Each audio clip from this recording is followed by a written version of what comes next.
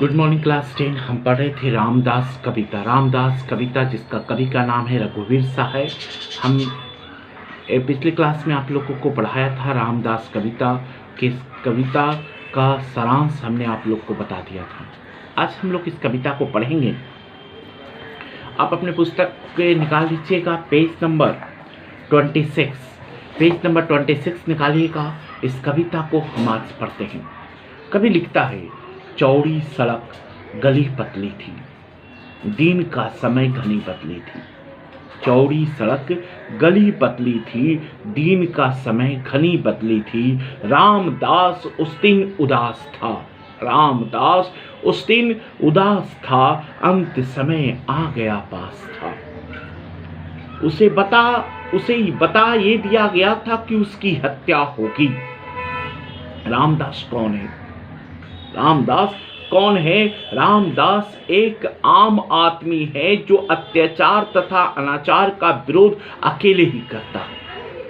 इस लाइन से अगर क्वेश्चन आ सकता है कि रामदास कौन है, तो रामदास एक आम आदमी है जो अत्याचार तथा अनाचार का विरोध अकेले ही करता है।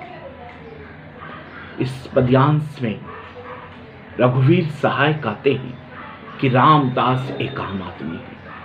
अत्याचार तथा अनाचार के विरोध करने के कारण राजनीतिक गुंडे उसे ये धमकी दे चुके हैं कि उसे मौत के घाट उतार दिया जाएगा, उसे मार दिया जाएगा।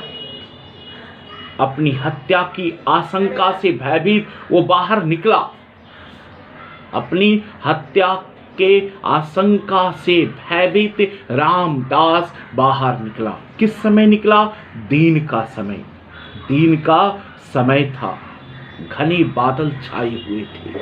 दिन का समय था, घने बादल छाए हुए थे। वह मन ही मन भयभीत था।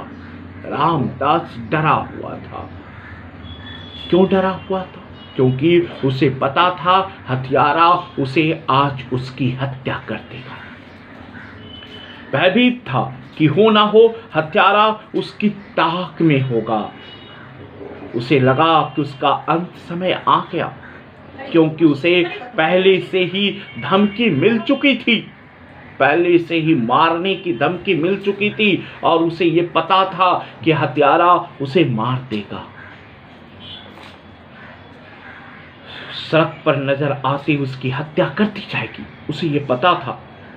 अन्याय तथा अत्याचार के खिलाफ आवाज उठाने वाले रामदास जैसे आम आदमी का यही परिणाम होता है, यही हर्ष होता है कि अगर कोई अन्याय के विरोध आवाज उठाता है तो उसे क्या कर दिया जाता है?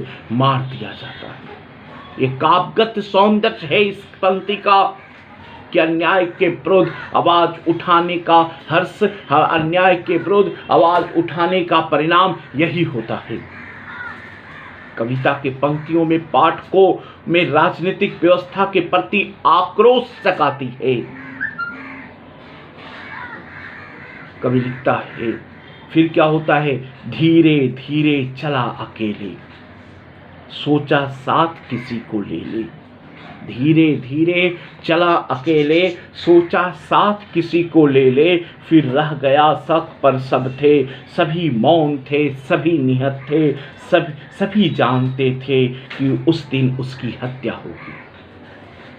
रामदास अकेले जाता है। तो क्वेश्चन आ सकता है कि रामदास क्यों जाता है? जब उसको पता था कि आज उसकी हत्या होगी, तब पर भी रामदास क्यों जाता है? क्योंकि रामदास को यह आशंका था, रामदास को ये शक था कि अगर वो नहीं जाएगा तो उसके सारे परिवार को हत्यारा उसके सारे परिवार को क्या करेगा? मार देगा। रामदास अपनी हत्या की आशंका से डरा हुआ है। सड़क पर धीरे धीरे चल रहा था।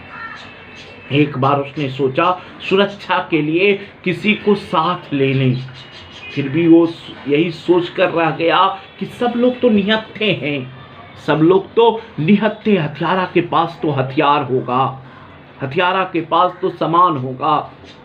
निहत्थे आदमी हत्यारा से क्या मुकाबला करेगा? यही सोचकर वो किसी को साथ नहीं लिया।